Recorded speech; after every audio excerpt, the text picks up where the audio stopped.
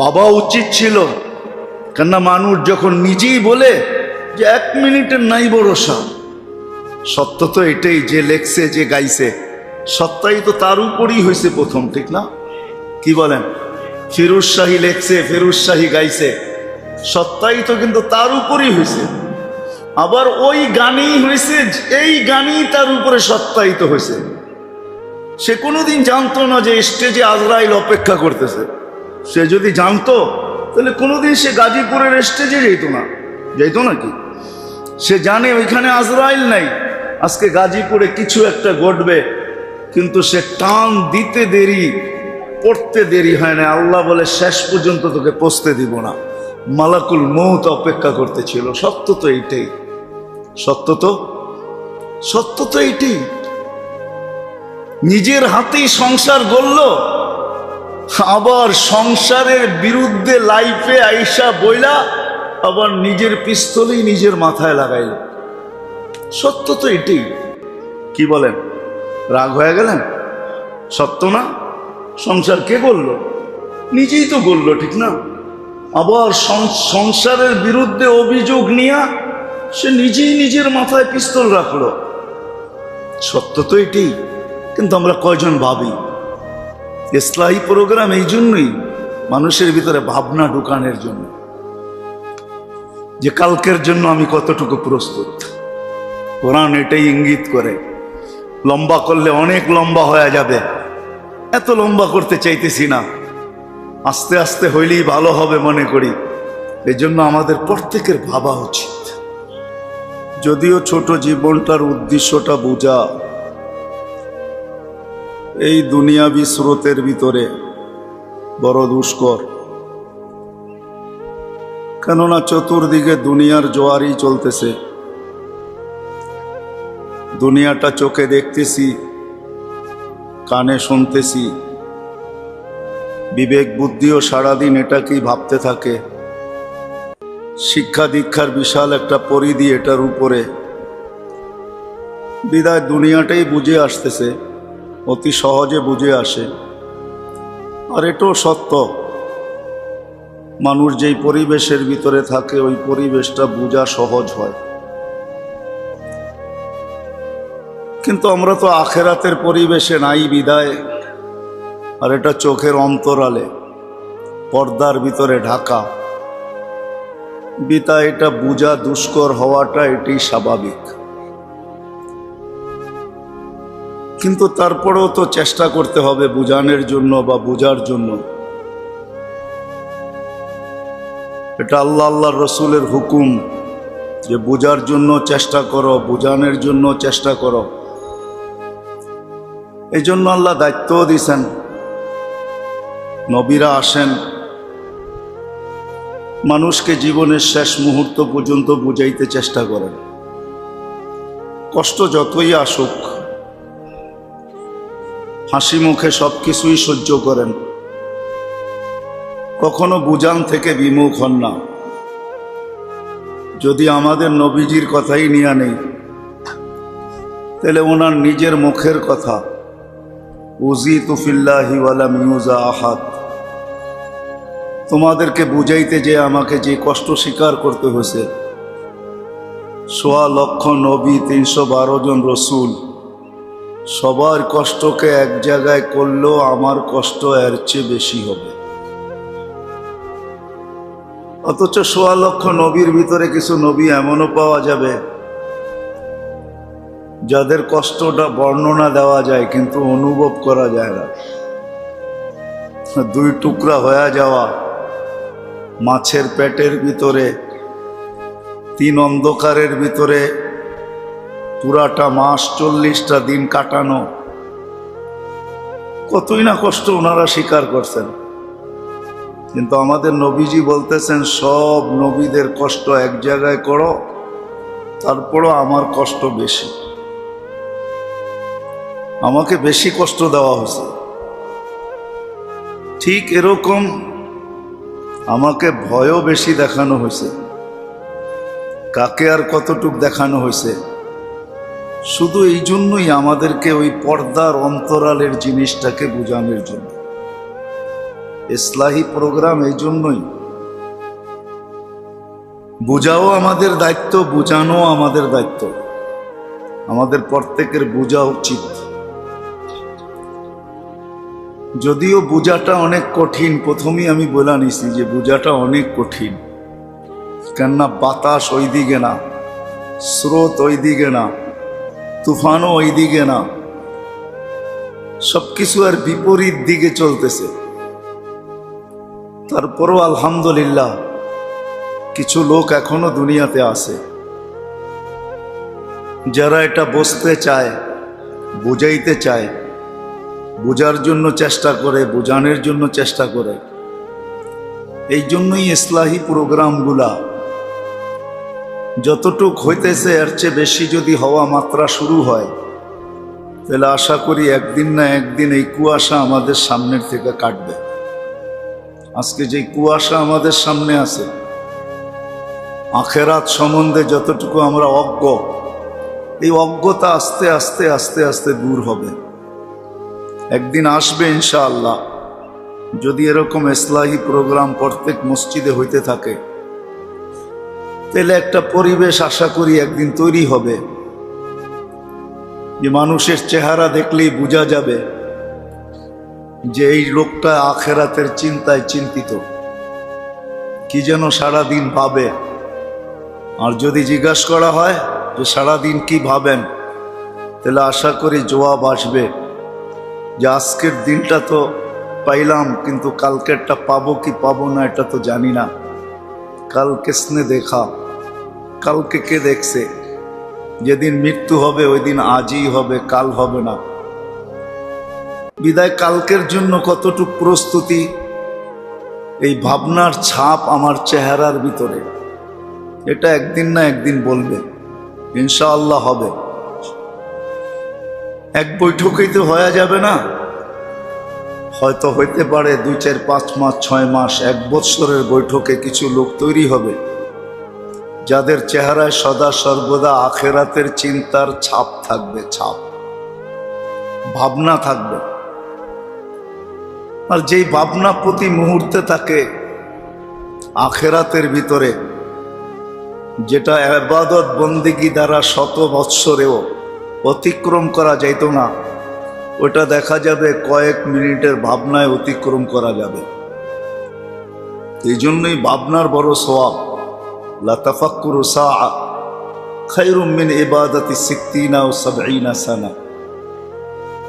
সামান্য সময়ের ভাবনা চিন্তা, এটা যদি আখিরাত মুখী হয়, দিনমুখী হয়, আল্লাহকে পাওয়ার জন্য হয়, আল্লাহ রসুলের নৈকট্যের জন্য হয়, আখেরাতকে সুগম করার জন্য হয়, তাহলে সামান্য সময়ের ভাবনা 60-70 বৎসরের ইবাদতের সওয়াব হাতে উঠায় দেয়, যেটা 60-70 বছর দৌড়ায় পারবে না।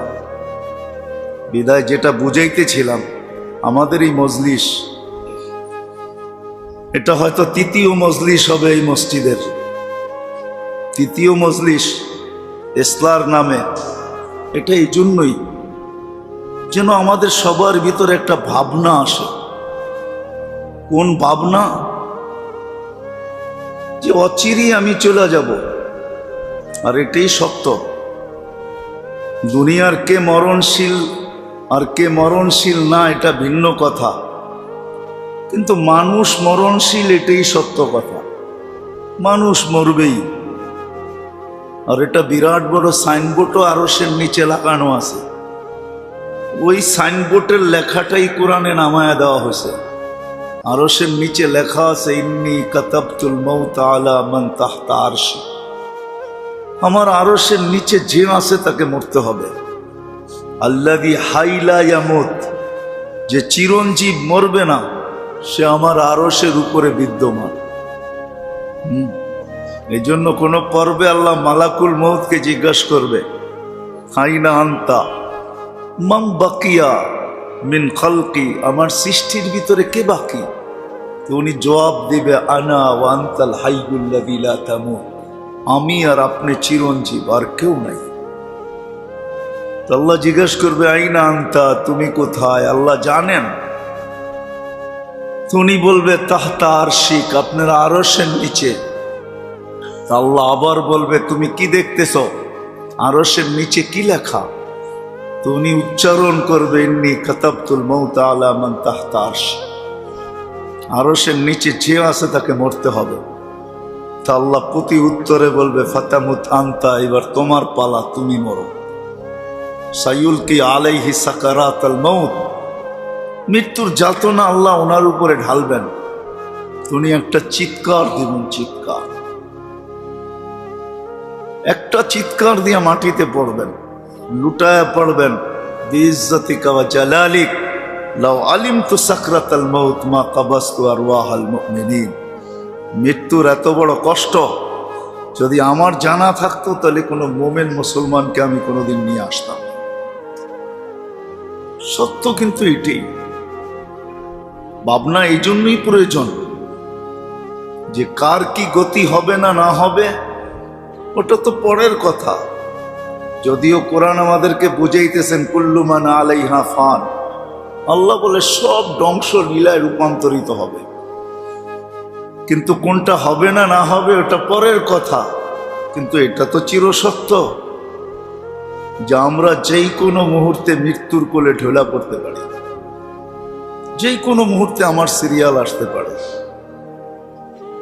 নাইলে মালাকুল মউত ডেলি আমার নাম দেখতেন না। হাদিসে আছে প্রতিদিন প্রত্যেকের নাম দেখেন মালাকুল মউত, যে কাকে কত তারিখে উঠাইতে হবে, কোন মুহূর্তে উঠাইতে হবে, কোন জায়গার থেকে উঠাইতে হবে, সব কিছু লিপিবদ্ধ প্রতিদিন সে দেখে।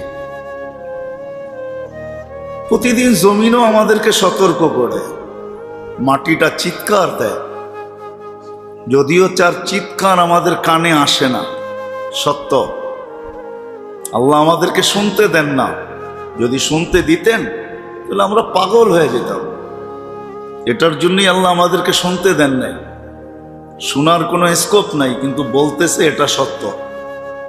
তামশি আলা যাহরি মাসিরুকা ফি বাতনি, তুমি চলমান আমার পিঠে, অচিরেই তুমি আসবে আমার পেটে। তাযহাকু আলা যাহরি, তুমি হাসো আমার পিঠে। সাতাবকি ফি বাতনি, অতি সত্বর তুমি আমার পেটে কাঁদবে। আতাসুররু আলা যাহরি, তুমি ফুর্তি করো আমার পিঠে। সাতাহজানু ফি বাতনি, হতে পারে তুমি আমার পেটে দুঃখের সমুদ্রে ডুববে। তাকুলুকাল আলওয়ানু আলা যাহরি, রং তামাশা তোমাকে খায়া ফেলতেছে আমার পিঠে। সাতাকুলুকা দুধু ফি বাতনি, আমার পেটে তোমাকে কিরা মাকড় খাবে। আনা বাইতুল ওয়াহদা, চেনা নাও আমি একা একই ঘর। আনা বাইতুল ওয়াহশা, আমি ভয়ঙ্কর ঘর। আনা বাইতুল যুলমা, আমি অন্ধকার ঘর। আনা বাইতুল দুধ ওয়াল আকারিব, আমি কিরা মাকড়ের ঘর। জমিন প্রতিদিন কিন্তু ধ্বনি দেয়, যেমন সূর্য দেয়। যখন সে যেই দেশেই উকি মারে, উঠতে শুরু করে, ওই দেশের ভিতরে সে আওয়াজ দিতে দিতে আগে বাড়তে থাকে। আনা ইয়াউমুন জাদীদ, আমি নতুন দিন। আলা আমালিকা শাহিদ, তোমার কর্মের সাক্ষী আমি বহন করব। ফাক্তানিম, সুবর্ণ সুযোগ মনে করো। লান আউদ ফি হায়াতিকা আবাদা, আমি কোনোদিন তোমার জীবনে নাও উঠতে পারি। সূর্যও কিন্তু বলে, প্রত্যেকটা বস্তুই কিন্তু আমাদেরকে সতর্ক করে। হয় সত্য এটাই। অনেক সময় দেখা যায় আমার মনটাও কিন্তু আমাকে সতর্ক করে। দেখেন আপনি ভাইবা, দেখেন মানুষের মনও কিন্তু মাঝে মাঝে মানুষকে সতর্ক করে, যার কত নাফরমানি, কত বেশি আল্লাহর থেকে দূরে, তুমি এরকম কতদিন চলবে। মনও কিন্তু মাঝে মাঝে মানুষকে সতর্ক করে। তো প্রত্যেকটা বস্তুই আমাদেরকে সতর্ক করে। এই জন্য ভাবনা প্রয়োজন, চিন্তা প্রয়োজন। চিন্তায় মানুষের সামনে রাস্তা খোলে, মানুষের ভিতরে অনেক কিছুর বিকাশ ঘটে। মানুষ যদি পাখিকে উড়তে দেখা না ভাবতো, তাহলে আজকে প্লেনের অস্তিত্ব হইতো না, ঠিক না? মানুষকে প্লেনকে উঠতে দেখে মানুষ ভাবতে শুরু করছে যে পাখি এত সুন্দর ওড়ে, আমি কবে উড়ব। আজকে প্লেন দিয়া মানুষ উঠতেছে। মানুষ কোনো জিনিসকে দেখেই ভাবতে শুরু করছে যে কাঠের নৌকা যদি চালানো যায় তো লোহারটা চালানো যায় কিভাবে। আজকে বিশাল বিশাল শিপ লোহার, একটাও কাঠের নৌকা। মানুষের ভাবনার বিকাশই কিন্তু একটা সময় ছিল মানুষ ভাবতো কথাগুলাকে অতি তাড়াতাড়ি দূরে পৌঁছানো যায় কি করে। তো মানুষ টেলেক্স আবিষ্কার করছে। ওই সময় টেলেক্স ছিল শুধু পোস্ট অফিসে থাকতো, সরকারি কিছু অফিসে থাকতো, খটখট খটখট আওয়াজ হইতো, সবাই বসতো না। কিছু শিক্ষিত লোক ছিলেন যারা এই আওয়াজগুলাকে বসতো। একদিক দিয়ে খটখট আওয়াজ হইতে থাকতো, আরেক দিক দিয়ে সে দ্রুত গতিতে লিখতে থাকতো, আর যার বাড়িতে পৌঁছানো তার বাড়িতে পৌঁছায় দিত। মানুষের ভাবনার বিকাশ কিন্তু যে এই খটখট শব্দ থেকে বাহির হওয়া যায় কি করে। তো আসছে টেলিফোন। আবার ভাবছে এই তার টানাটানির থেকে বাহির হওয়া যায় কি করে, তার টানতে হবে, এটার থেকে বাহির হওয়া যায় কি করে। এখন আসছে মুঠোফোন। আরো মানুষ ভাবতেছে যে এটার থেকেও বাহির হওয়া যায় কি করে, ঠিক না? মানুষের ভাবনার বিকাশ কিন্তু সত্য তদ্রূপ যখন মানুষ আখিরাত নিয়ে ভাবে, কালকে নিয়ে ভাবে যে কাল এটার জন্য আমার প্রস্তুতি কতটুকু, এটা নিয়ে যখন মানুষ ভাবতে থাকে, যেটা কোরআন মানুষকে বুঝাইতে চেয়েছে, মা কদ্দামাত লিগাদ, দুটা শব্দই, মা কদ্দামাত লিগাদ। মা এখানে বিরাট একটা চিৎকার কিন্তু, যদিও ওলামায়ে কেরাম অন্য কিছু বলবে, কিন্তু আমি বলবো এটা কোরআনের একটা চিৎকার। মা, আমরা অনেক সময় আশ্চর্য হয়ে বলি না মাগো, কোরআনও একটা চিৎকার দিতেছে, মা কদ্দামাত লিগাদ। ও মানুষ, কালকের জন্য তোমার প্রস্তুতি কতটুকু একটু ভাবো না। ওই কালের জন্য যেই প্রস্তুতি তোমার কতটুকু কালকের জন্য, যেই কালকে তুমি একা থাকবে। আলী রাদিয়াল্লাহু তাআলা আনহু যেটা আমাদেরকে বুঝাইতে চেষ্টা করছেন, এই জন্য উনি বলছেন সিরু ফি দিয়ারিহিম, পুরান ঐতিহ্যগুলা যে একটু খুঁটা খুঁটা দেখো। এই জন্য টিকিট লাগলো আহসান মঞ্জিলে যাওয়া উচিত, টিকিট লাগলো লালবাগ কিলায় যাওয়া উচিত, টিকিট লাগলো সোনারগাঁয়ে যাওয়া উচিত। বিশ্বাস হয় না? হ্যাঁ, যা দেখা উচিত, খুঁটা দেখা উচিত। বলছে সিরু ফি দিয়ারিহিম, পুরান ঐতিহ্যগুলো একটু একটু মাঝে মাঝে দেখো। অনজুর ফি আসারিহিম, সিরু ফি দিয়ারিহিম, অনজুর ফি আসারিহিম, আসআলুহুম আইনা হাল্লু, জিজ্ঞাসা করো তোমরা কোথায়। আহসান মঞ্জিলে যান, একটা চিৎকার দিয়ে জিজ্ঞাসা করেন নওয়াব আহসানুল্লাহ তুমি কোথায়। লালবাগ কিলার মাঠে দাঁড়ায় চিৎকার দেন যে তুমি যারা বানাইছিলে তারা কোথায়, ইশাখা তুমি কোথায়। বিক্রমপুরে যে চিৎকার দেন রাজা বিক্রম তুমি কোথায়। পুরান ঐতিহ্যগুলোতে যে চিৎকার দেন। আলী রাদিয়াল্লাহু তাআলা আনহু বলছে তুমি চিৎকার দিবে কিন্তু জবাব আসবে না। যদি আসতো জবাব, তাহলে এই জবাব আসতো ইন্তাকালনা মিন দারিল গুরুর।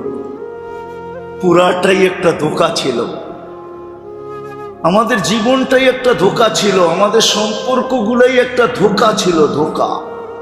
ওই ধোঁকার ঘরের থেকে বাহির হয়ে চলে আসছে। জানতাম না যে এটা ধোঁকা ছিল, কিন্তু ছিল ধোঁকা।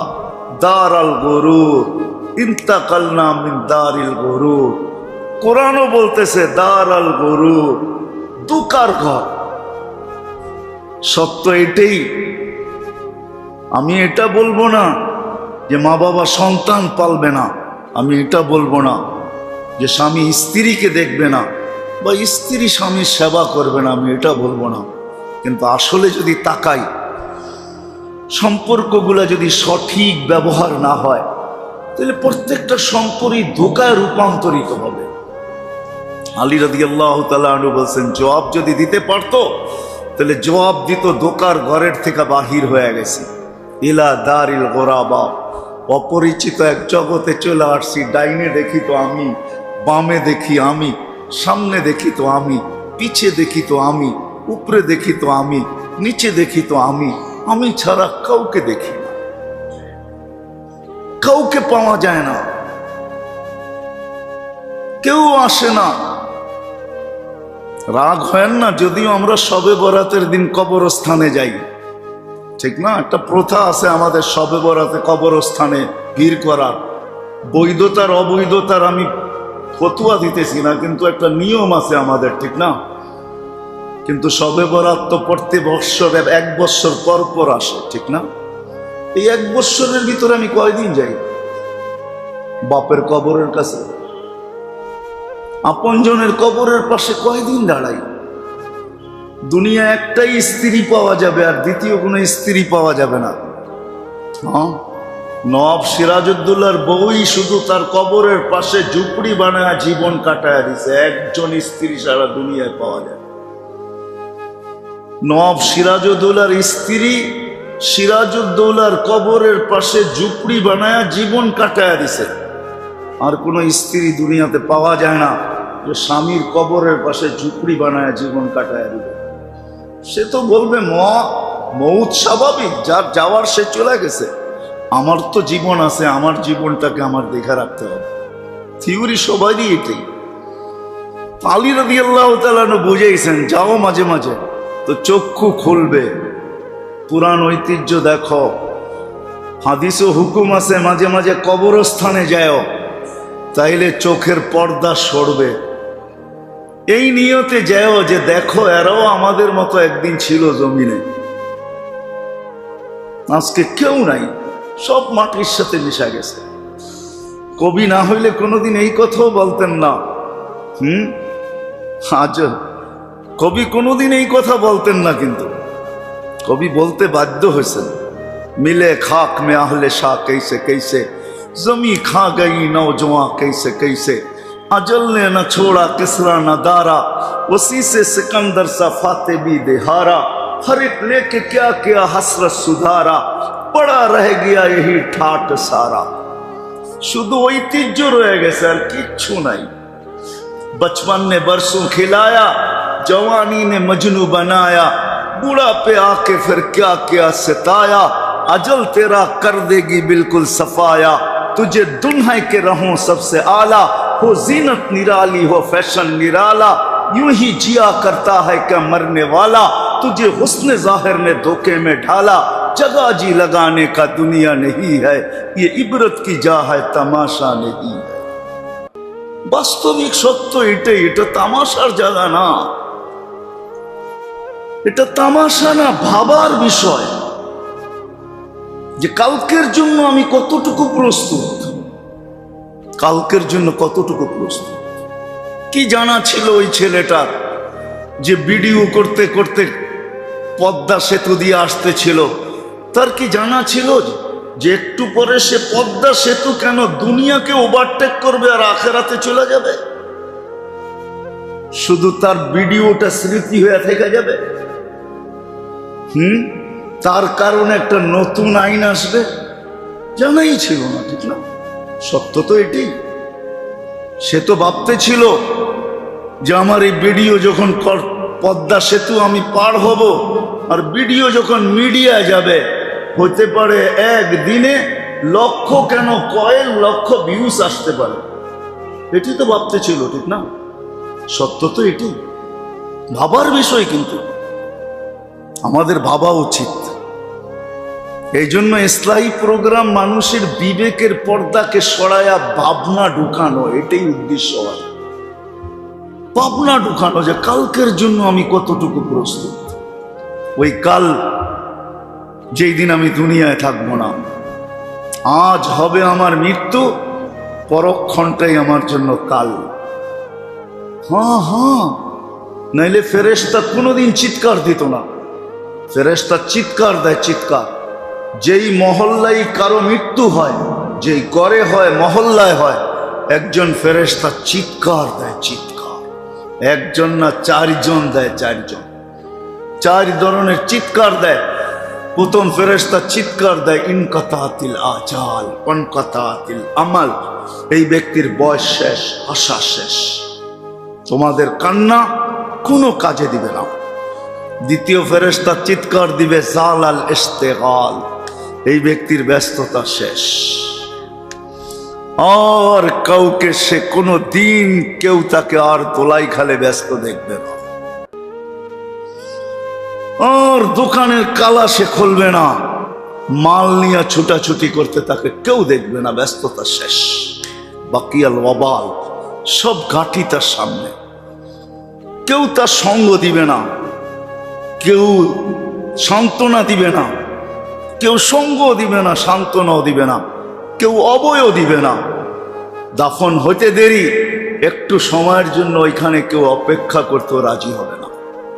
কবরে কতক্ষণ আমরা অপেক্ষা করি, কতক্ষণ করি, মুর্দাকে দাফন দেওয়ার পরে কতক্ষণ আমরা অপেক্ষা করি, কতক্ষণ অপেক্ষা করি। যদিও হুকুম ছিল, এক হাদিসে আছে, উটকে জব দিয়া ছিলার পরে গোশত বানায়া তকসিম করতে, ভাগ করতে যতক্ষণ সময় লাগে, এতক্ষণ সময় কবরের পাশে দাঁড়াও, কিছু পড়তে থাকো। সে নতুন একটা জগতে গেছে, যাতে তোমাদের উপস্থিতি সে উপরে অনুভব করতে পারে। এতক্ষণ থাকো, কিন্তু আমরা কতক্ষণ থাকি? তৃতীয় ফেরেশতা বলবে জাহাবাতিল আমওয়াল, যার জন্য জীবনটাকে বিসর্জন দিছে, কালকের জন্য ভাবার একটুও সুযোগ হয় নাই। রাগ হয়ে যাবেন? এই মসজিদ বড় লোক, দোতলায় লোক, কাউকে যদি আমি প্রশ্ন করি যে যার যতটুকুই বয়স হয়ে থাকুক না কেন, যে নির্জনে বৈশা একাএকি 2 মিনিটের জন্য চক্ষু বন্ধ করে আমরা ভাবছি যে হয় মৃত্যু তো যেই কোনো মুহূর্তে আসতে পারে, কিন্তু আমি এটার জন্য প্রস্তুতি কতটুকু নিলাম? কি একজনও কি হাত উঠানো যাবে যে নির্জনে বৈশা একাএকি? আমাদের যার বয়স যতটুকু হয়ে থাকুক, যুবক মারা যাবে না এমন তো না। প্রথম দিনই যে মারা গেল পদ্মা সেতুতে, সে তো যুবকই ছিল, ঠিক না? বুড়া তো ছিল না, তাগড়া যুবক ছিল।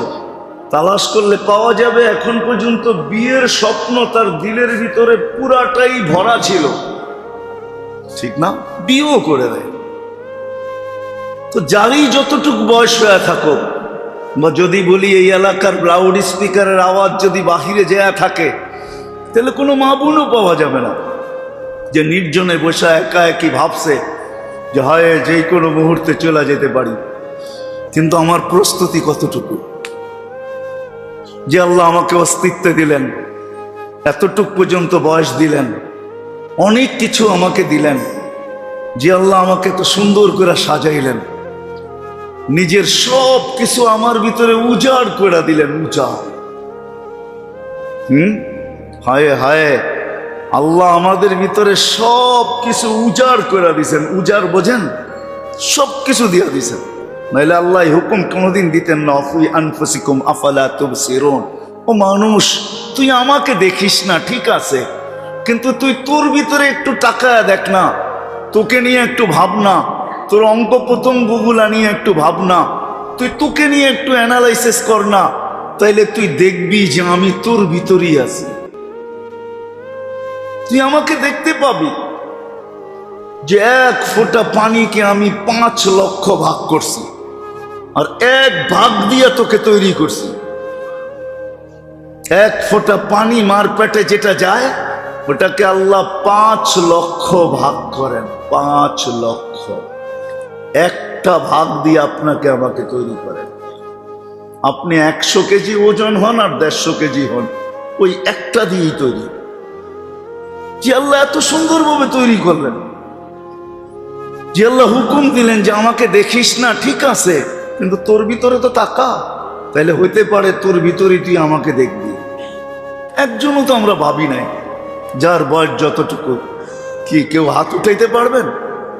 না না না। যদি এত বড় জনসভা, এতগুলা মানুষ উপরে নিচে যদি কেউ হাত না তুলতে পারি, তাহলে আমাদের ঘরের ভিতরে যারা আছে তারাও তুলতে পারবে না। কিন্তু উচিত ছিল, বাবা উচিত ছিল। কেননা মানুষ যখন নিজেই বলে যে 1 মিনিটের নাই ভরসা, সত্য তো এটাই, যে লেখছে যে গাইছে সত্যাই তো তার উপরই হয়েছে প্রথম, ঠিক না? কি বলেন? ফিরোজ শাহী লেখছে, ফিরোজ শাহী গাইছে, সত্যাই তো কিন্তু তার উপরই হয়েছে। আবার ওই গানেই হয়েছে, এই গানই তার উপরে সত্যায়িত হয়েছে। সে কোনোদিন জানতো না যে স্টেজে আজরাইল অপেক্ষা করতেছে। সে যদি জানতো তাহলে কোনোদিন সে গাজীপুরের স্টেজে যেত নাকি? সে জানে ওইখানে আজরাইল নাই, আজকে গাজীপুরে কিছু একটা ঘটবে, কিন্তু সে টান দিতে দেরি, পড়তে দেরি হয় না। আল্লাহ বলে শেষ পর্যন্ত তোকে পৌঁছতে দিব না, মালাকুল মউত অপেক্ষা করতেছিল। সত্য তো এইটাই, সত্য তো এইটাই। নিজের হাতেই সংসার গড়ল, আবার সংসারের বিরুদ্ধে লাইফে আইসা বইলা আবার নিজের পিস্তলই নিজের মাথায় লাগাইল। সত্য তো এটাই। কি বলেন? রাগ হয়ে গেলেন? সত্য না? সংসার কে গড়ল? নিজেই তো গড়ল, ঠিক না? আবার সংসারের বিরুদ্ধে অভিযোগ নিয়ে সে নিজেই নিজের মাথায় পিস্তল রাখলো। সত্য তো এটাই। কিন্তু আমরা কয়জন ভাবি? ইসলাহী প্রোগ্রাম এই জন্যই, মানুষের ভিতরে ভাবনা ঢুকানোর জন্য, যে কালকের জন্য আমি কতটুকু প্রস্তুত। কোরআন এটাই ইঙ্গিত করে। লম্বা করলে অনেক লম্বা হয়ে যাবে, এত লম্বা করতে চাইতেছি না, আস্তে আস্তে হইলেই ভালো হবে মনে করি। এই জন্য আমাদের প্রত্যেকের ভাবা উচিত। এই জন্যই কিতাবে পাওয়া যায়। আগে ছিল নিয়ম যে ঘুমানোর আগে মুহাসাবা করো, মুহাসাবা। তাবলীগওয়ালারা যারা আছে না, এদের এক সময় উসুল ছিল, কুরআন উসুল, মেম্বার থেকে বলা হতো ঘুমানোর আগে মুহাসাবা করো। মনে আছে না? নাই? কি মুহাসাবা? হিসাব কিতাব মিলাও, আজকে গুনাহ কতটুকু হলো, সওয়াব কতটুকু হলো, কালকের জন্য তুমি প্রস্তুত কতটুকু হইলা। কেন তুমি ঘুমাইতে চলছো, তুমি নিজের মুখে স্বীকারোক্তি দিয়া ঘুমাবে, আমুতু, আমি কিন্তু মরতে চললাম। আমুতু অর্থ কি? স্বীকারোক্তি কে দিতেছে? যে ঘুমাইতেছে সেই স্বীকারোক্তি দিতেছে। কি স্বীকারোক্তি দিতেছে?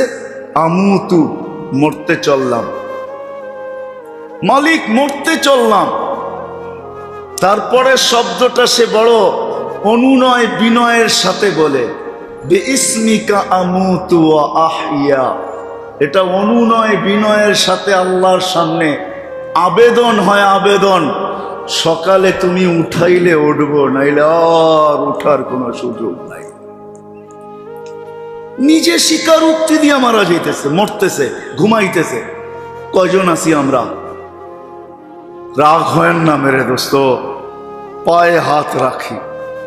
উচিত ছিল, কিছু করতেন পারি আর না পারি, ঘুমানোর সময় এতটুক বলা উচিত ছিল যে নিজে কিন্তু স্বীকারোক্তি দিয়া মরতেছি, মালিক ঘুমাইতে চলছি। আমি ঘুম বলবো না, মৌতি বলবো। শব্দ তো আমুতু, আরবিতে আমুতু বলার অর্থ হলো আমি মরতে চললাম। এই যে মরতে চললাম, স্বীকারোক্তি দিয়া উচিত ছিল আমার ওই মুহূর্তে হাতটা উঠানো, যে মালিক আমি কিন্তু মরতে চললাম। জানি না আমার প্রস্তুতি কতটুকু হলো, কিন্তু তুমি যদি দয়ার চাদর আমার উপরে বিছাও, যেই দোয়া আল্লাহর রসুল আমাদেরকে শিখাইছেন, মাগফিরাতাকু আওসাউ মিন যুনুবি। আল্লাহ, আমার গুনাহ হইতে পারে জমিনের পরিধি কেন, আকাশের পরিধিও ভরা দিছে, হইতে পারে, কিন্তু তোমার রহমত এর চেয়েও কোটি গুণ বড়। রহমতুকা আওসাউ মিন যুনুবি। আমার গুনার কতটুকু হইলো, জমিনের পরিধি ভরা গেল, হইলো আকাশের পরিধিও ভরা গেল, হইলো এর উপরেও উঠা গেল, কিন্তু তুমি তো বলতেছো মাগফিরাতুকা আওসাউ মিন যুনুবি। তোমার মাফ, তোমার মাগফিরাত আমার গুনার চেয়ে অনেক কঠিনা, হাজার হাজার না, লক্ষ লক্ষ না, কোটি কোটি গুণ বড়। রহমাতুকা আরজা ইনদি মিন আমালি, মালিক আমার কাছে এরকম কোনো আমল নাই যে আমি তোমার সামনে এটাকে উপস্থাপন করতে পারি, এমন কোনো আমল নাই। হ্যাঁ, একটা জিনিস আমার কাছে আছে যেটা তুমি আমাকে দিছ, সেটা হলো তোমার রহমত, এছাড়া আমার কাছে আর কিচ্ছু নাই। কয়জন আছি আমরা ঘুমানোর সময় এই কথাটা বলে ঘুমাই? রাগ হয়ে যায় না মেরে আজিজো, মেরে ভাইও, রাগ হয়ে যায় না। দুনিয়া তো আসল না, আসল তো এটাই যেটার কথা বলতেছি, আখেরাত। কাল এটাই আসল, আজ আসল না। দুনিয়াটা আসল না, আখেরাতটা আসল। দুনিয়া তো আখেরাতের প্রতিচ্ছবি, এছাড়া কিছু না। এটা তো একটা ধোঁকা, এটা ধোঁকা ছাড়া কিছু না। এই জন্য ভাবা উচিত ছিল। আমি মনে হয় গত এর আগের মজলিসও বলছিলাম যে হায়, সারা দিন আসতে পারে না, সারা দিন মসজিদে আসা হয় না, সারা দিন আল্লাহর কুদরতি পায়ে মাথা ঠেকানো হয় না। আল্লাহ কিন্তু কুদরতি পাও বিছায়া আমাদেরকে ডাকে। হায় হায় হায়। এই জন্য আজানে এমন একটা শব্দ ব্যবহার করছেন আল্লাহ, দুনিয়ার কোন মেহমানের জন্য দুনিয়ার কোনো ভাষায় এরকম শব্দ নাই যে শব্দ আল্লাহ মেহমানের জন্য নিজের কুদরতি পায়ে আনার জন্য ব্যবহার করছেন। হাইয়া, হাইয়ার অর্থ আমরা বলি আসো, আসলে হাইয়া অর্থ আসো না। হাইয়া আরবিতে বলা হয়, হাইয়া আরবিতে বলা হয় ওই বিশেষ মেহমানকে যার জন্য পুরা অনুষ্ঠানটা রচিত, পুরা অনুষ্ঠানটা যার জন্য রচিত, তাকে যখন ডাকা হয় তখন আরবিতে বলা হয় হাইয়া, আসো, তোমার জন্যই অনুষ্ঠান।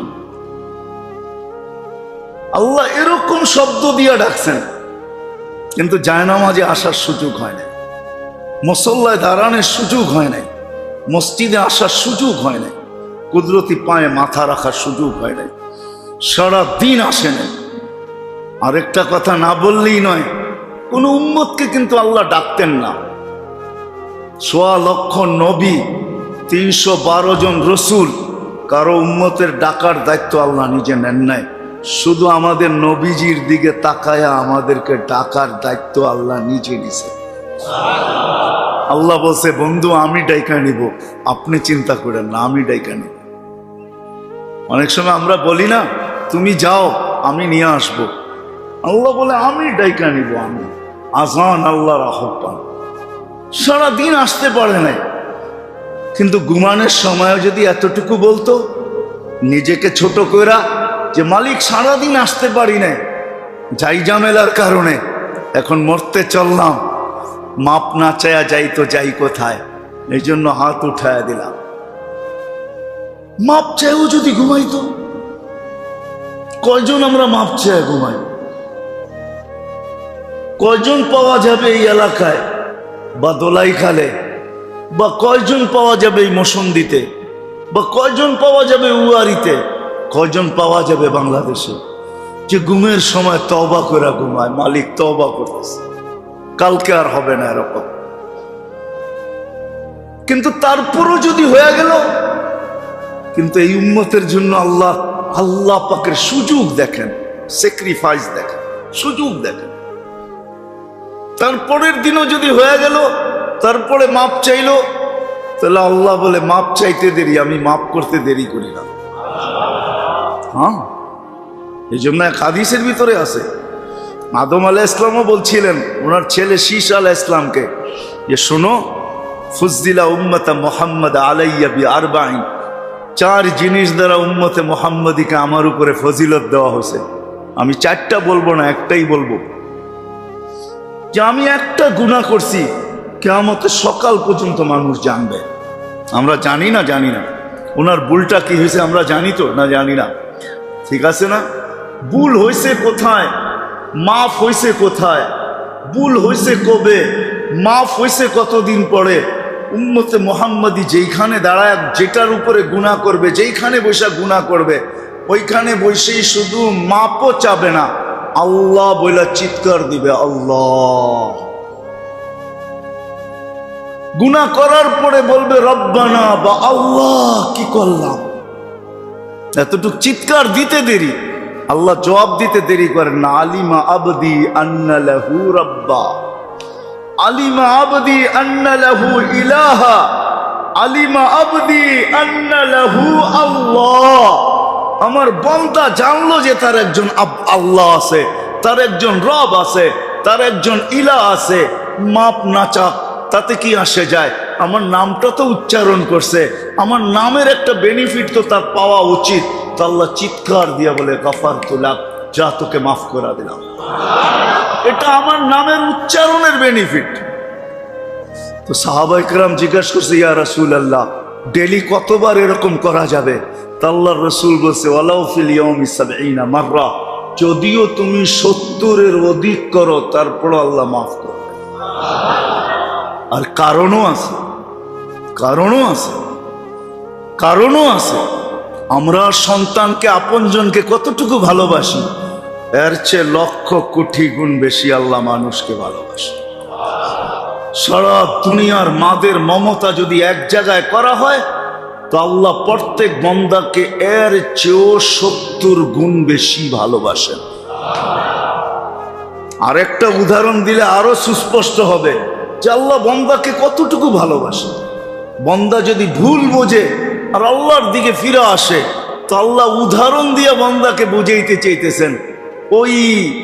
ওই মরুভূমির আরোহীর উদাহরণ দিয়া, যে মরুভূমিতে চলতে চলতে উটকে হারায় গেছে, উট হারায় গেছে, নিজে নৈরাশ হয়া টোকাইতে যায় আবার জানটা দিবে, এই জন্য এক জায়গায় বসা গেছে যে পাইলে পাইলাম, না হয় জান এখানেই দিয়া দিব। খামাখা তালাশ করে ক্লান্ত হওয়ার কোনো প্রয়োজন নাই। আর এই অবস্থায় ঘুমায় গেছে।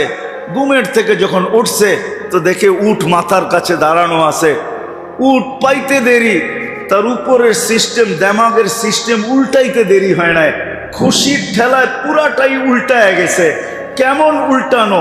হাদিসের শব্দ দেখেন, এমন উল্টাইছে যে সে আল্লাহকে বলতেছে, আনতা আবদি, আপনি আমার বান্দা, আমি আপনার রব, আমি আপনার, আপনি আমার কি বান্দা, আমি আপনার রব। উল্টায় গেছে। যদিও আমরা দূষণীয় বলবো, আল্লাহ বলে না না না, সিস্টেম উল্টায় গেছে। সে খুশির ঠেলায় সব হারায় গেছে, সিস্টেমই হারায় ফেলছে। ও মানুষ, এই ব্যক্তি যতটুকু খুশি না হয়েছে, ও বান্দা তুই যখন ফিরে আসিস তো আমি এর চেয়েও বেশি খুশি। আর কিভাবে বুঝাবে আমাদেরকে বলেন? সাধারণ একটা বিবেকওয়ালা মানুষ ভাবুক না, আর আল্লাহ কিভাবে বুঝাবে আমাদেরকে? বিদা আমাদের ইসলাহি প্রোগ্রামের উদ্দেশ্যই এটা, যে সবার ভিতরে একটা ভাবনা ঢুকানো, যে কালকের জন্য আমি কতটুকু প্রস্তুত। আর আমার প্রস্তুতি আমাকেই নিতে হবে, আমার ভাবনা আমাকেই ভাবতে হবে, আমার চিন্তা আমাকেই করতে হবে, আমার দৌড় আমাকেই দিতে হবে। নাইলে কোরআন কোনোদিন বলতো না ফাফিরু ইলাল্লাহ, তোমার দৌড় তুমিই দাও, আমার দৌড় আমাকেই দিতে হবে। আমার দৌড় কেউ দিতে পারবে না, আমাকেই দিতে হবে, আমার চেষ্টা আমাকেই করতে হবে। এই জন্য আসেন, শেষ দিকে চলে আসছি, আমরা একটু ভাবি। আর ভাবে যখন মানুষ, একটু আগেই আমি দেখাইলাম যে ভাবনা মানুষের সামনে রাস্তা উন্মোচিত হয়, রাস্তা খুলে আসে। যখন ভাবতে থাকে একদিন, 2 দিন, 3 দিন, এই ভাবনা তার মাথা পর্যন্ত সীমাবদ্ধ থাকে না। যদি সীমাবদ্ধ থাকতো তাহলে 60-70 বছরের ইবাদতের সওয়াব তার মিলতো না। এই ভাবনা এখানে সীমাবদ্ধ থাকে না, ভাবনা উপর পর্যন্ত চড়তে থাকে। এমনও হয় যে ভাবনা আরশে পর্যন্ত ধাক্কা দিতে থাকে। কি করতে থাকে? আরশে পর্যন্ত ধাক্কা দেয়, ধাক্কা। আরশে ধাক্কা দেয়। নাহলে কেন এই হাদিস আসবে? অনেক জায়গায় আছে ভাবনা ধাক্কা দিতে থাকে। তো আরো আল্লাহ জিজ্ঞাসা করে, কেন তোমার ভিতরে ধাক্কা লাগে কিসের, আর লাগেই বা কেন? তো বলছে, তোমার অমুক বন্দা ভাবতেছে, কাল নিয়া ভাবতেছে। এই জন্য হাদিসে আছে, আল্লাহ দুই ভাবনা কোনো মুসলমানের উপরে একত্রিত করেন না। কয় ভাবনা? কয় ভাবনা? দুই ভাবনা একত্রিত করেন না। দুনিয়াতে যে ভাবছে, আখেরাতে তাকে ভাবনা যুক্ত আল্লাহ করবেন না। আখেরাতে তো ভাবনার থেকে মুক্ত হবে। দুনিয়াতে যে বৈশা ভাবছে, তাকে আখেরাতের ভাবনা যুক্ত আল্লাহ করবেন না। আখেরাতে তার কোনো ভাবনা নাই, কোনো চিন্তা নাই, কোনো মাথা ব্যথা নাই। আজকে যে না ভাবলো, কালকে তাকে ভাবতে হবে। ভাবনার মাত্রাটা কতটুকু হবে এটাও হাদিসে আছে। এতটুকু হবে যে নিজের হাত নিজে চাবাইতে চাবাইতে এই পর্যন্ত চলে আসবে, তারপরেও খবর হবে না যে এতটুকু খেয়া পেয়েছে। এতটুকু ভাবাবে, এতটুকু ভাবতে হবে। দুই ভয় আল্লাহ একসাথে করেন না, দুই ভাবনাও একের সাথে করেন না। এই জন্যই বলছে, মান জাআলা হুমুমা, মান জাআলাল হুমুমা হাম্মান ওয়াহিদা। যার ভাবনা একটা হলো, একটাই ভাবনা, কালকের জন্য প্রস্তুত কতটুকু, কতটুকু আমি কালকের জন্য প্রস্তুত। কেন আমাকে একা একই এখানে যেতে হবে, একা একই থাকতে হবে। আগেই বলছি, কেউ সঙ্গও দিবে না, কেউ সাথেও যাবে না, কেউ অবয়ও দিবে না। যে কালকের ভাবনা ভাবলো, আল্লাহ বলে কাফাহুল্লাহু, আল্লাহর রাসূল বলেন কাফাহুল্লাহু মিন হুমুমিদ দুনিয়া ওয়াল আখিরাহ। তোমাকে দুনিয়া আখিরাতের ভাবনা থেকে আমরা নিষ্কৃতি দিয়া দিই। আমার কোনো ভাবনা তোমার উপরে থাকবে না, কোনো ভাবনা থাকবে না। এই জন্য তো ফেরেশতারা এসে ধ্বনি দিবে। আমি শুনতেছিলাম, ইমাম সাহেব পড়তেছিল, মনে হয় প্রথম রাকাতেই পড়তেছিল, ইন্নাল্লাযীনা ক্বালু রাব্বুনাল্লাহ। দ্বিতীয় রাকাতে সুম্মাস্তাকামু, ফেরেশতা এসে অভয় দিবে, লা তাখাফ ওয়ালা তাহসান। তোমার জন্য কোনো ভাবনা নাই, তোমার জন্য ভয় নাই, ভীতি নাই, কিচ্ছু নাই। যদি হইতো তাহলে আমরা কেন আসতাম? তাতানাজ্জালু আলাইহিমুল মালায়েকা, আমরা কেন আসতাম? এই জন্য আসেন। ইসলাহি প্রোগ্রামের উদ্দেশ্য এটা, আমি কালকের জন্য কতটুকু ভাবনা, সাথে সাথে আরেকটা কালকের জন্য কতটুকু প্রস্তুতি। এই প্রস্তুতি স্বরূপই আল্লাহ আমাদেরকে বেশি খাটাইতে চান না। হ্যাঁ, মা বাপ কিন্তু সন্তানকে খাটা পছন্দ করে, কিন্তু বন্দা খাটুক এটা আল্লাহ পছন্দ করে। বন্দাকে বেশি খাটাইতে চান না আল্লাহ, আল্লাহ বেশি খাটাইতে চান না। কেননা মাদের চেয়েও যদি 70 গুণ মমতা বেশি হয় আল্লাহর, 70-এর উপর মমতা যদি আল্লাহর বেশি হয়, তো আল্লাহ বন্দাকে খাটাইতে চান না, আল্লাহকে ক্লান্ত করতে চান না। এই জন্যই তো আল্লাহ এক জায়গায় বলছেন, আমরা যদিও রিজিকের জন্য ক্লান্ত হই, কিন্তু আল্লাহর কিন্তু নিষেধ, কসমতু লাকা রিজকাকা ফালা তাতা। তোমার রিজিক বন্টিত, তুমি খামাখা ক্লান্ত হও না, অনর্থক ক্লান্ত হও না। আল্লাহ কিন্তু ক্লান্ত হওয়া চান না। তোমার রিজিক বন্টিত, যতটুকু অতটুকু তোমার কাছে আসবেই। যেই সময় আসার ওই সময়ই আসবে। হয়তো দেখা যাবে সারাদিন আসে নাই, মাত্র 7-8টায় হাত দিছে বন্ধ করবে, একজন আইসা বলছে শুনছি মালটা মনে হয় আপনার কাছে আছে। তো কয় 7-8টা তো বন্ধ করে দিব, কয় একটু দেন না, 2 মিনিটে দিয়া দেন। তো দেখা গেল সারাদিনের অপেক্ষার ক্লান্তি 2 মিনিটে দূর হইয়া আরো 1 সপ্তাহটা বেশি হয়ে গেছে। হয় না? হয় না? হ্যাঁ, কি কয় দোলাই খালালারা, হয় না? হয় না? মাঝে মাঝে হয়, ঠিক না? হ্যাঁ, যখন কারো কাছে পাওয়া যায় না আর আমার কাছে আছে, তাহলে তো পোয়া 12, ঠিক না? কি বলেন? কি বলেন? নাইলে তো গাড়ি ঘুরবে না, ঠিক না? চলবে না, ঠিক না? হয়। আল্লাহ বান্দার ক্লান্তি চান না, আল্লাহ আমাদেরকে বেশি খাটাইতে চান না। ভাবনা যদিও, আর প্রস্তুতি বেশি ক্লান্ত করতে চান না। যদি ক্লান্ত করতে চাইতেন তাহলে আপনাকে 2-4টা জিনিস দেখাইতেছি। ক্লান্ত যদি আল্লাহ করতে আমাদেরকে চাইতেন, তাহলে বলতেন 83 বছর খাটলেই 83 বছর মিলবে, এটাই যুক্তিসঙ্গত, ঠিক না? তাহলে কেন বললেন যে এক রাত্র দৌড়াবে 83 বছর মিলবে? লাইলাতুল কদর কয় রাত্র? হ্যাঁ, এক রাত্র দৌড়ায় কয় রাত্র মিলতেছে? কত বছর? 83 বছর 4 মাস। 1000 মাসে 83 বছর 4 মাস হয়। হ্যাঁ, কি দৌড়াইলেন কত রাত্র? কত? হ্যাঁ, হায় হায়, যদি প্রত্যেক বৎসরের বদলা এক রাত্র হইতো তাইলেও বুঝাইতাম যে 83 রাত্র দৌড়ানোর পরে 83 বছর মিলল, তাইলেও মনে হয় মিলাটা অনেক বড় হইতো, ঠিক না? কি বলেন? এখানে এক রাত দৌড়াইতে বলতেছে, এক রাত দৌড়াও 83 বছর, ঠিক না? আবার দেখেন কাল পরশুই আসতেছে।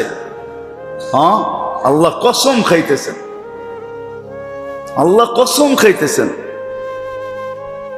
আল্লাহ কসম খাইতেছেন,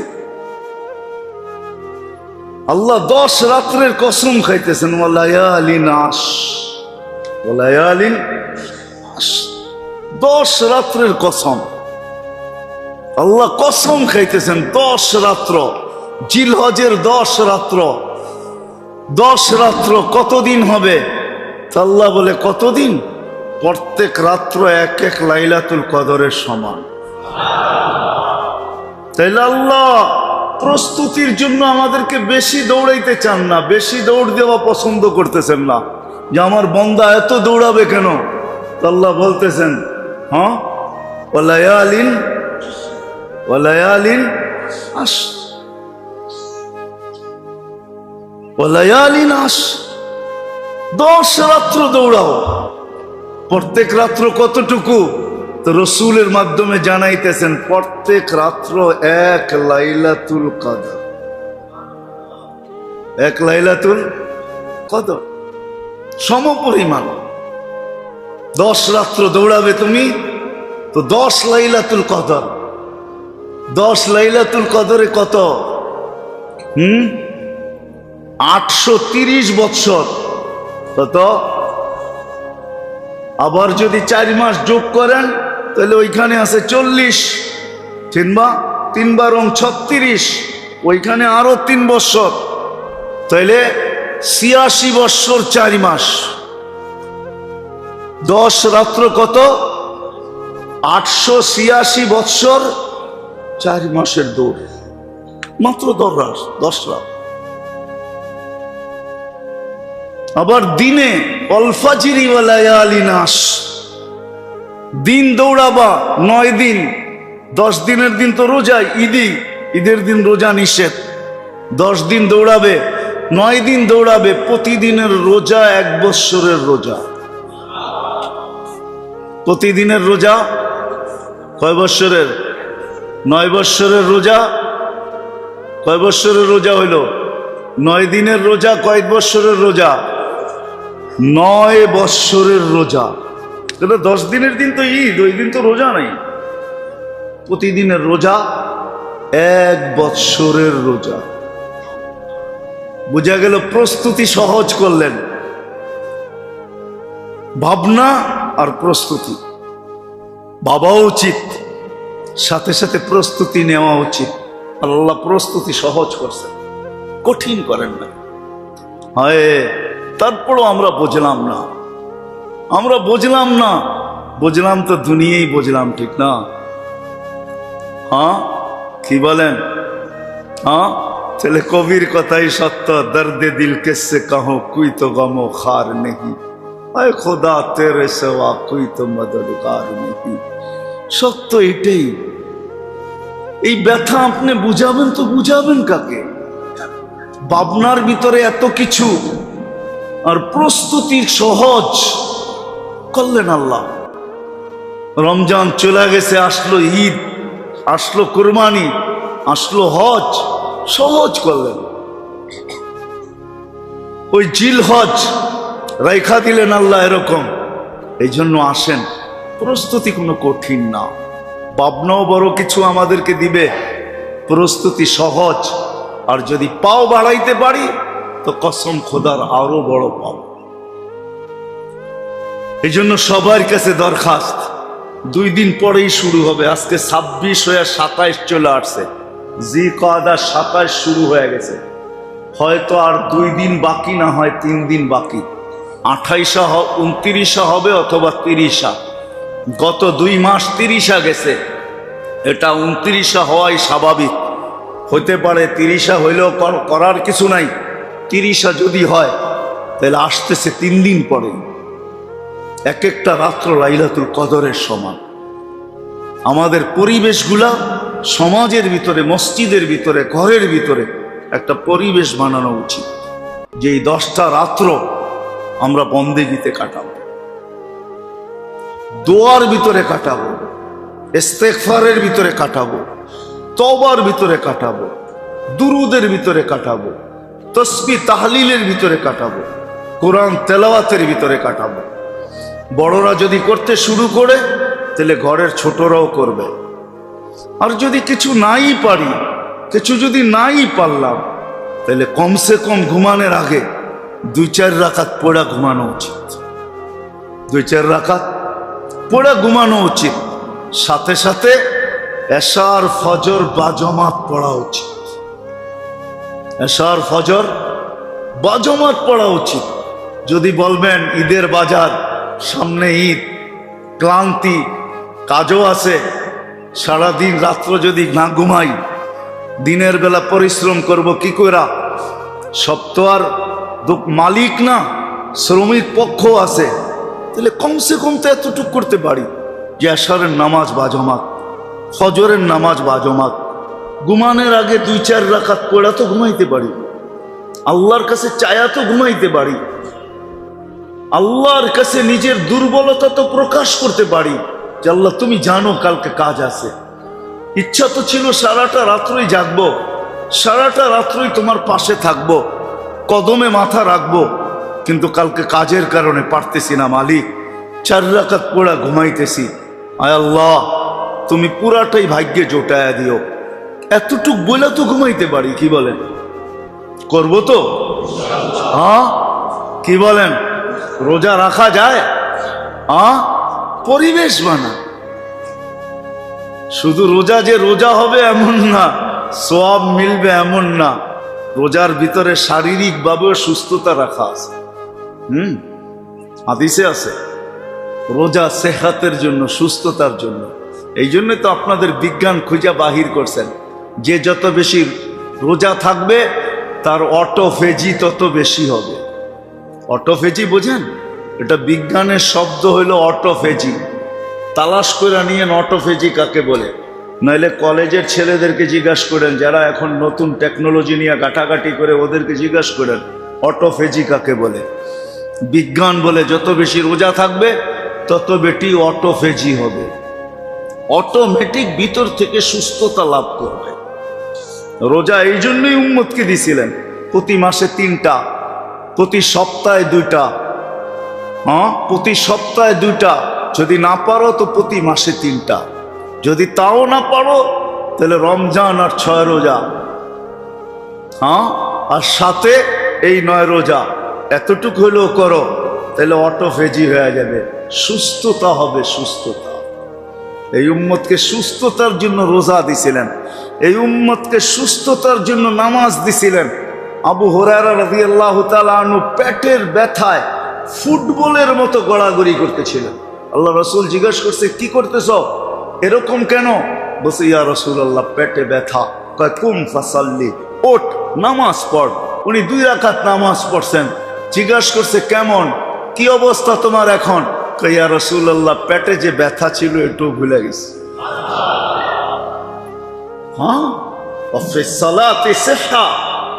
নামাজের ভিতরে সুস্থতা আছে, এই জন্য বলছে ডেলি নফল নামাজগুলো কেন দিছেন? শুধু ফজিলতের জন্য? ফজরের পরে আওয়াবিন, ইশরাক, চাষ, তাহাজ্জুদ এই জন্য দেন নাই যে শুধু সওয়াব আপনি গাট্টি বলবেন, না না। ওই দিন হাদিসের শব্দ হইল ওয়ালাউ জাহাদা শয়তান, সে সমস্ত গুনার থেকে পবিত্র থাকবে, সুরক্ষিত থাকবে। শয়তান যত জোর লাগাক তাকে গুনাহ করাইতে পারবে না, না, না, না। ওয়ালাউ জাহাদাশ শয়তান, হাদিসে শব্দ এটা। একটা কিতাবই আছে ফাজাইলে ইখলাস, সূরা ইখলাসের ফজিলতের উপরে একটা কিতাবই আছে, হাদিস দ্বারা, কারো কথা দ্বারা না, আল্লাহর রসুল থেকে সব হাদিস নিয়ে আসছেন ওইখানে। আমি ছাপায়া নিয়ে আসতে পারলে আপনাদেরকে বন্টন করতে পারতাম, বাগার ওটা তো আরবিতে, কয়জনে বুঝবেন এটাও তো জানি না, কিন্তু কিতাবের নাম বলে দিলাম ফাজাইলুল ইখলাস।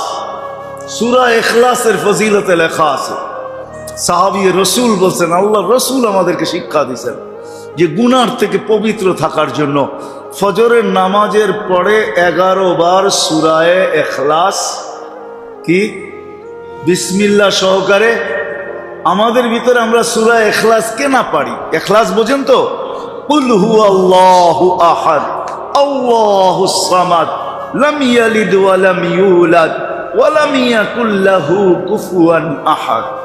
সবাই জানি বিসমিল্লাহ সহকারে 11 বার পড়া ফজরের পরে যেই ব্যক্তি পড়বে, হায় হায় হায়,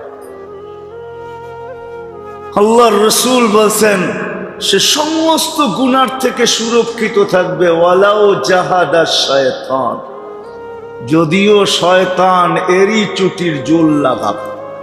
এরি চুটির জোর বোঝেন? পুরান ঢাকার মানুষ তো বুঝার কথা, এটা তো উর্দু শব্দ, ঠিক না? শয়তান যতই জোর লাগাক না কেন আপনাকে দিয়ে গুনাহ করাইতে পারবে না, কমসে কম ওই দিন, কমসে কম ওই দিন পবিত্রতা। এজন্য আল্লাহ করুক আমরা সবাই কালকের ফজরের থেকে এই আমলটা করতে শুরু করি, ইনশাআল্লাহ গুনার থেকে হেফাজত থাকবো। মনে থাকবে তো? বিসমিল্লাহ সহকারে সূরা ইখলাস কতবার? কতবার? 11 বার। আরেকটা দোয়া দিয়া দেই, মনে পড়লো এই জন্য, সন্ধ্যা পর্যন্ত যদি সকাল থেকে নিয়ে সন্ধ্যা পর্যন্ত, সন্ধ্যা থেকে নিয়ে যদি সকাল পর্যন্ত আপনি সর্ব ধরনের স্ট্রোক থেকে নিরাপদ থাকতে চান, ব্রেন স্ট্রোক হোক, হার্ট স্ট্রোক হোক, প্যারালাইসিস হোক, মরণ ব্যাধির থেকে যদি নিরাপদ থাকতে চান, কোরবান যাও আল্লাহ রসুলের উপর। কি না আমাদেরকে না দিয়া গেছে, কি না দিয়া গেছেন আমাদেরকে। হায়, আমরা যদি রসুলের জিনিসগুলো ব্যবহার করতাম, উম্মতের জন্য কি না নিয়ে আসছেন, কি না দিয়ে গেছেন উম্মতকে। হায়, উম্মত নবী চিনল না, নবী যা দিয়া গেছেন ওটার উপরে আমল করলো না। ছোট্ট জিনিস যে ফজর নামাজের পরে সুবহানাল্লাহি ওয়া বিহামদিহি ওয়ালা হাওলা ওয়ালা কুওয়াতা ইল্লা বিল্লাহ 3 বার পড়বে, সুবহানাল্লাহি ওয়া বিহামদিহি ওয়ালা হাওলা ওয়ালা কুওয়াতা ইল্লা বিল্লাহ 3 বার পড়বে ফজরের নামাজের পরে সন্ধ্যা পর্যন্ত, মাগরিব পর্যন্ত। কোন ধরনের স্ট্রোক হবে না, সব ধরনের স্ট্রোক থেকে নিরাপদ। না ব্রেন স্ট্রোক হবে, না হার্ট স্ট্রোক হবে, না প্যারালাইসিস হবে, না মরণ ব্যাধিতে হবে, মরণ ব্যাধি তার আসবে। তো যেই সাহাবী নকল করতেছিলেন, তো উনি বলছেন যে তুমি তো প্যারালাইসিস, তোমার কেন হলো? আমার ভাই বলিস না, যেই দিন আমি হইছি ওই দিন আমি এটা পড়তে ভুলে গেছি, কিন্তু আমাকে দেখা আল্লাহর রসুলের কথাকে তুই মিথ্যা ভাবিস না, আল্লাহর রসুলের কথা সত্য, আমি পড়ি নাই ওই দিন ভুলে গেছি, যার কারণে আমি এই বিপদে পড়ছি। আল্লাহর রসুলের কথা সত্য।